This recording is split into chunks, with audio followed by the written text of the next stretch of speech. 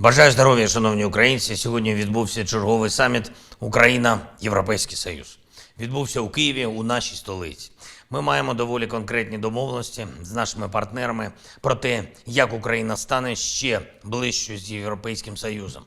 Цей ранок в Україні, як і багато інших, почався з повітряної тривоги. Цей день, як і багато інших, минув у надзвичайно жорстоких боях на фронті. Але все одно цим вечором можна сказати, що Україна йде до своєї мети. Ми зберегли українську свободу, ми захищаємо цінності України. І ми досягнемо цілей нашої держави, європейських цілей нашої держави.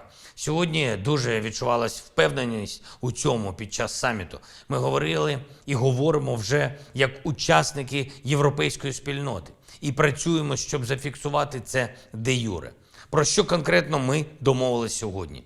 Є розуміння, що почати переговори про членство України в ЄС можна цього року. Є розуміння партнерами також і того, що цього року маємо, як і той рік, незмінно посилювати оборонну підтримку нашої держави і тиск на Росію. Зокрема, санкційний тиск.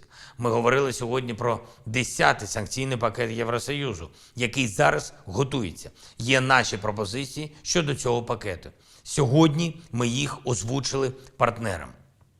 Обговорили зміни в інституціях нашої держави, які ми здійснюємо і які ще готуємось здійснити. Обговорили фінансову співпрацю. Звичайно, обговорили відновлення інфраструктури і в першу чергу соціальної та енергетичної. Також реалізацію нашого плану Fast Recovery Plan. Те, що треба відновлювати вже зараз. Я дякую Єврокомісії за рішення про $1 мільярд, який буде спрямований саме на Fast Recovery. Готуємо більшу інтеграцію України до внутрішнього ринку ЄС. Це більші доходи українських компаній, більше виробництво та робочі місця в нашій країні. Це доходи державного і місцевих бюджетів. Тобто це те, що робить Україну реально міцніше.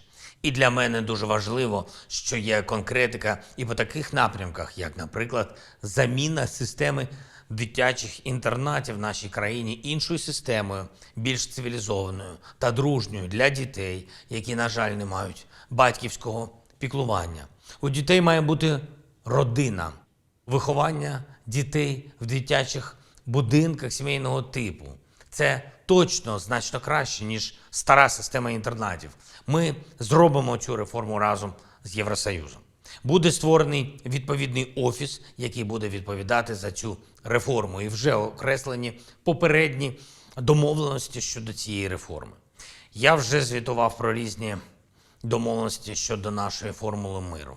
Це конкретні 10 пунктів, реалізація яких точно дозволить відновити нашу територіальну цілісність і безпеку не лише України, а усієї Європи та міжнародного правопорядку.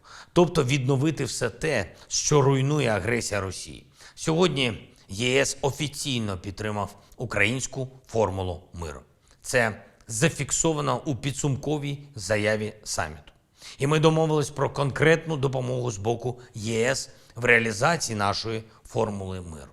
Це вагомий дипломатичний здобуток. І ми робимо все, щоб агресія Росії стала самовбивчою для неї. Ситуація на фронті залишається дуже тяжкою, особливо на Донецькому напрямку. Я дякую всім нашим воїнам, які витримують жорсткий тиск окупанта, які чітко і повно виконують завдання по захисту наших позицій. І які навіть у таких тяжких умовах, які на передовій зараз дають Україні хороші новини. Зокрема, дякую 10-й гірській штурмовій бригаді за успішні контрнаступальні дії на Донеччині. Дякую бійцям 54-ї окремої механізованої бригади за хоробрість і справжню українську стійкість в боях за Донбас. 81-ша окрема аеромобільна бригада та 66-та окрема механізована бригада. Я дякую вам, хлопці, за захист Луганщини та сталеву міцність. І окремо хочу відзначити наших нацгвардійців, 3-ю бригаду оперативного призначення Нацгвардії, хлопців, які успішно мінусують ворожу авіацію на Донеччині. Дякую вам. Дякую всім, хто воює за Україну.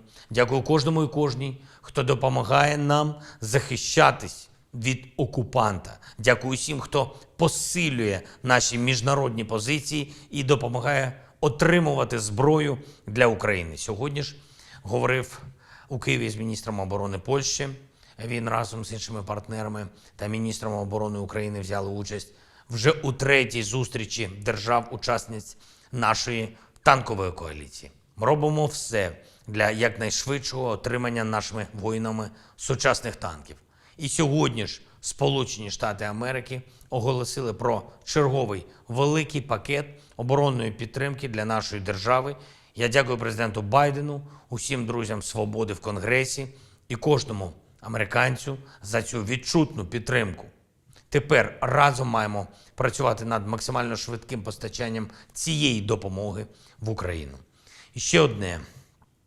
Є чергові санкційні рішення Ради національної безпеки і оборони нашої держави щодо тих, хто працює на російську агресію.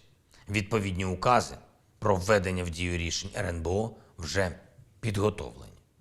І окремо дякую співробітникам СБУ, ДБР, Національної поліції, Офісу Генпрокурора за нові кроки по відновленню справедливості після дій від тих, хто не зрозумів, що на державних посадах працювати треба лише на інтереси держави. Слава Україні!